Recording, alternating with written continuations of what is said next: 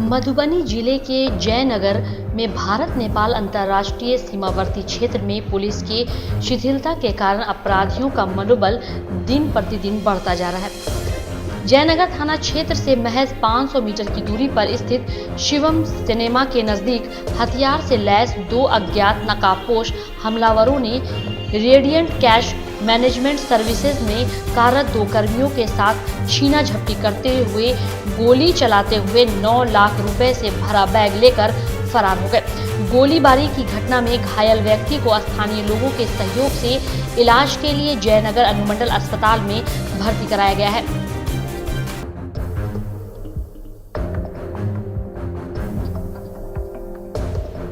आपको बता दें कि घायल युवक की पहचान दरभंगा लालबाग निवासी 50 वर्षीय मोहम्मद वसीम सदर एवं 40 वर्षीय मोहम्मद इरफान बताया जा रहा है। हालांकि घटना से घायल मोहम्मद इरफान का पता नहीं चल पाया है। जानकारी के मुताबिक थाना क्षेत्र बस स्टैंड के समीप मरवाड़ी मोहल्ला के स्क्रीन गली में दिन दहाड़े radiant cash management service company Ranchi के दो कर्मियों से दो अज्ञात अपराधियों के द्वारा कंपनी के कर्मियों को जख्मी कर 9 लाख रुपए की लूटपाट कर एक बड़ी घटना को अंजाम दिया।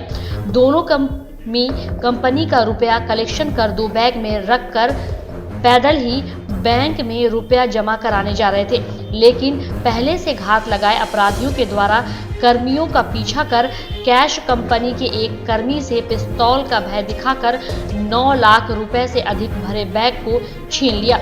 वहीं कंपनी के दूसरे कर्मी से रुपए से भरा छीनने का प्रयास किया गया, लेकिन कंपनी के दूसरे कर्मी ने विरोध किया। कर्मी के विरोध करने पर अपराधियों ने दरभंगा निवासी मोहम्मद वसीम सफरद नामक कर्मी को पिस्टल से मारकर जख्मी करते हुए रुपए से भरा बैग छीन लिया। वहीं एक कर्मी दरभंगा निवासी मोहम्मद इरफान अपना रुपए से भरा बैग बचाने में सफल रहे। वहीं आपको बता दें कि दहशत फैलाने के लिए अपराधियों ने 3 राउंड फायरिंग भी की। बताया जाता है कि एक गोली मोहम्मद इरफान के सर के बगल से छूकर निकल गई, जिसमें मोहम्मद इरफान जख्मी हो गए।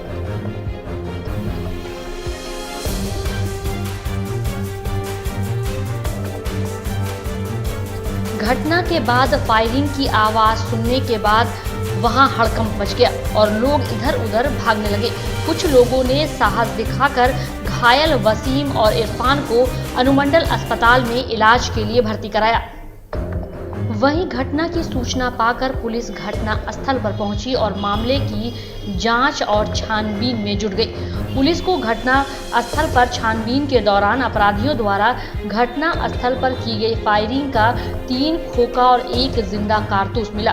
पुलिस द्वारा अस्पताल में इलाजरत जख्मी दोनों कर्मियों से तत्काल पूछताछ की गई।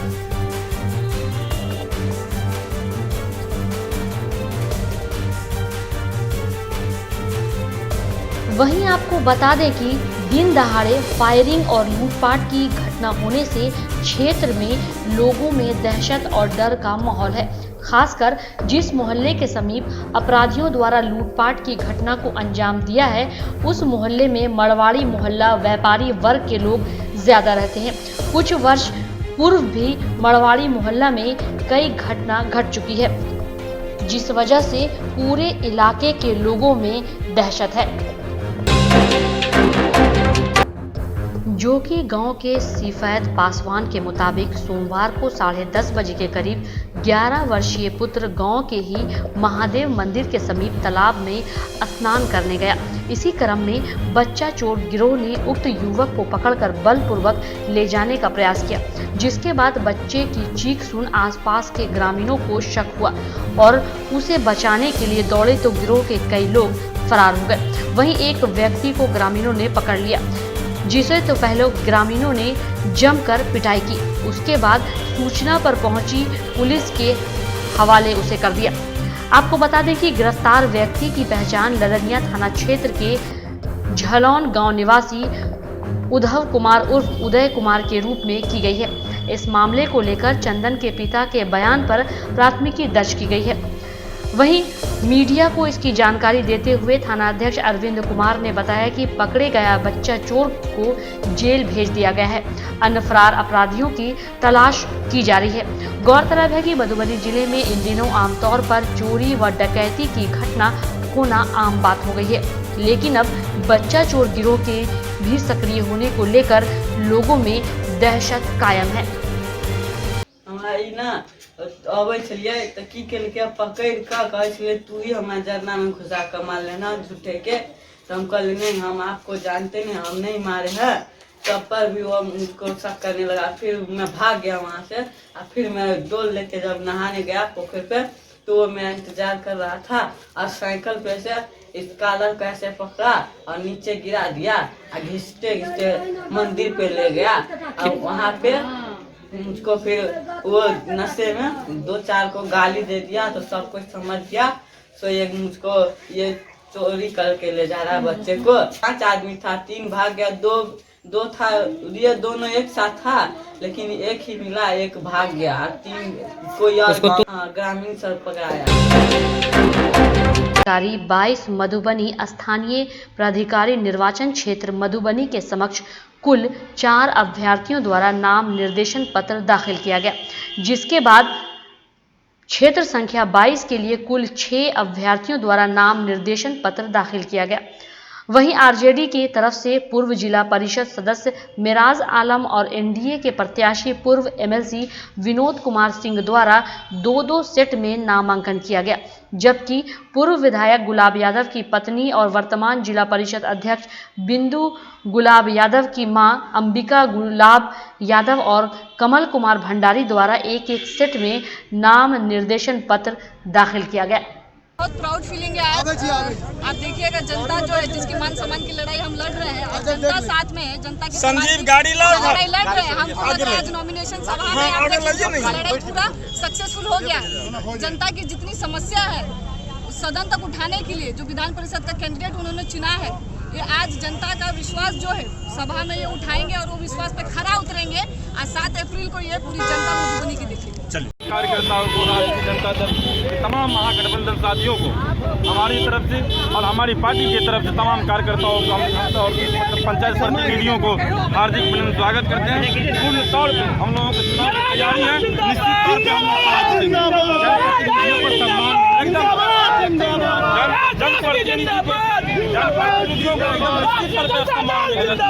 जनप्रतिनिधियों का उम्मीदवार तमाम जनप्रतिनिधियों ने मन बना चुका है कि हमारे बीच से जो तमाम प्रतिनिधि के रूप में जो राष्ट्रीय जनता दल से विराजमान उम्मीदवार आए हुए, उसको हम लोग चुनाव वोट देंगे और हम अपनी मान और सम्मान की रक्षा करके बहुत उम्मीदवार कहते हैं, लेकिन हम दिलावाएंगे। इसलिए मैं प्रतिनिधि की भली बात जानता, सच्चाई रूप से प्रत्येक समस्याओं को निश्चित तौर पर दिलाने का हम काम करेंगे।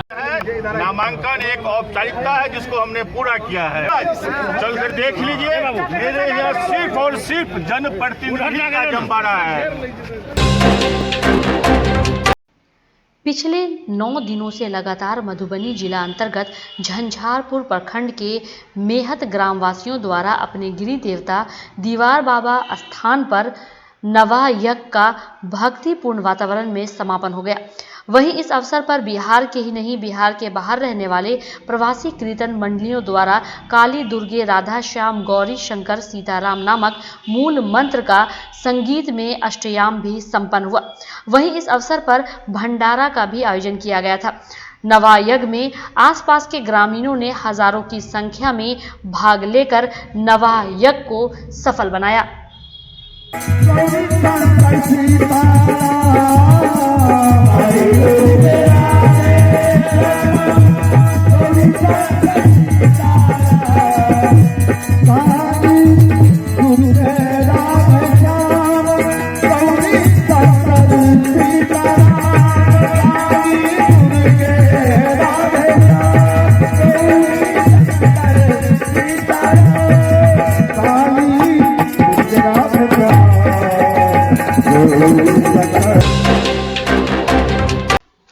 राजद के मिराज आलम के नामांकन में आए नेता प्रतिपक्ष तेजस्वी यादव ने कहा कि पार्टी ने मिराज आलम को टिकट दिया है, इस बार ज़्यादातर जनप्रतिनिधि जो पंचायत चुनाव में चुनकर आए हैं वो इन लोगों के ही विचारधारा के हैं।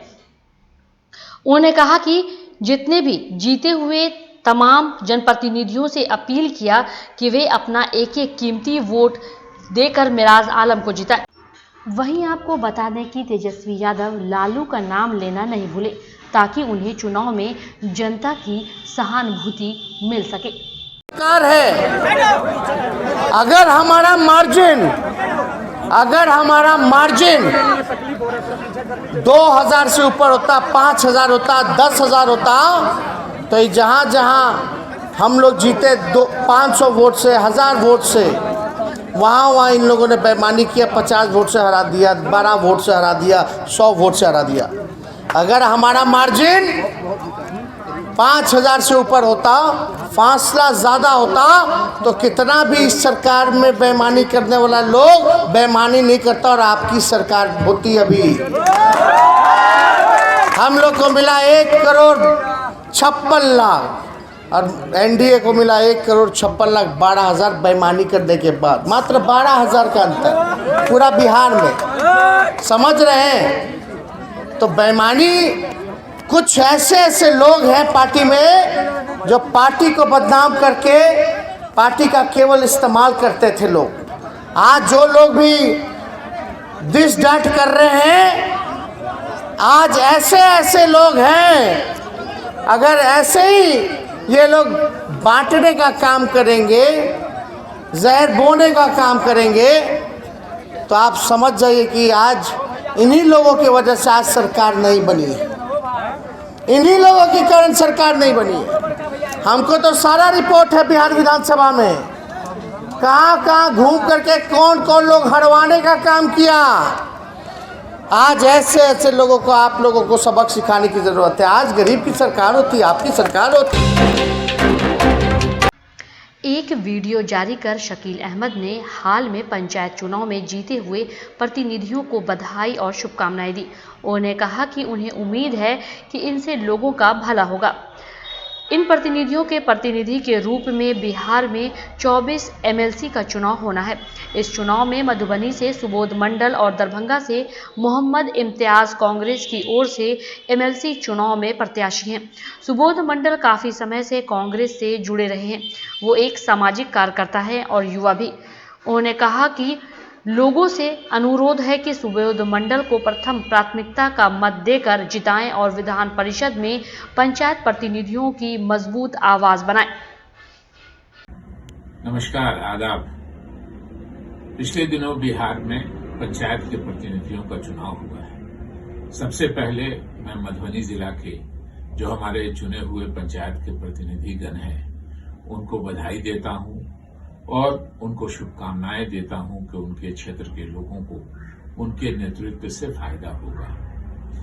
इन प्रतिनिधियों के प्रतिनिधि के रूप में बिहार में 24 एमएलसीज जो विधान परिषद है उसके सदस्यों का निर्वाचन होना है। मधुबनी से कांग्रेस पार्टी ने श्री सुबोध मंडल जी को अपना उम्मीदवार बनाया है और निश्चित रूप से सुबोध मंडल जी कांग्रेस से काफी समय से जुड़े हुए हैं। हम लोगों के चुनाव में वो कांग्रेस की मदद करते रहे हैं। एक सामाजिक कार्यकर्ता हैं, युवा हैं। मैं आपसे आग्रह करना चाहता हूं, निवेदन करना चाहता हूं कि एमएलसी के चुनाव में मधुबनी से प्रथम प्राथमिकता का मत देकर श्री सुबोध मंडल को जिताइए।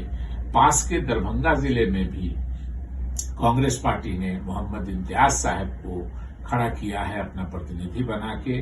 तो मैं आपसे आग्रह करना चाहता हूं कि मधुबनी से सुबोध मंडल जी को और दरभंगा से मोहम्मद इम्तियाज साहब को विजय बनाइए और पंचायत प्रतिनिधियों की मजबूत आवाज विधान परिषद में बिहार के पहुंचाइए।